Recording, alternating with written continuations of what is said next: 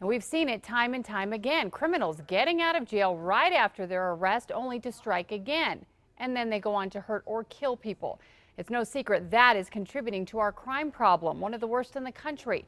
But now judges are starting to use a new law to keep suspects behind bars with what's called a no bond hold. Here's News 13's So-Young Kim. Kim, we often see suspects awaiting trial being let out on a low bond. Now the courts can deny release for those they deem dangerous. You have criminal history in 2 states. You have a prior failure to comply with conditions of probation. These are words we hear judges say all too often here in Albuquerque, talking about the criminal history of a repeat offender like this one, Christopher Hay. He was arrested in January, February, and March for stealing cars and breaking into homes. In one case, a family found him asleep in their daughter's empty bed.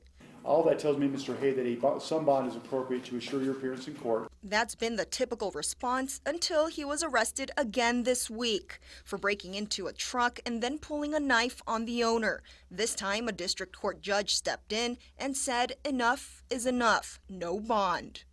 This pattern of letting suspects out on low bonds has been a long-time point of frustration for law enforcement. For some reason, people don't think that these property offenders are dangerous, and they're being released right and left. APD says criminals know this too. APD officer Fred Duran speaking in reference to the teen gang accused of burglaries and car thefts, a crime spree that eventually turned deadly. They brag about it. They know they're going to be released. They know they're going to be out in the streets again doing the same thing. Now a new state constitutional amendment is giving judges the power to hold these defendants without bond until they can be tried to, quote, protect the safety of others or the community itself. Under this new amendment, Hay and the teens won't be allowed to strike again. The Bernalillo County DA's office says it has already filed several motions for pretrial detention, but would not discuss those cases.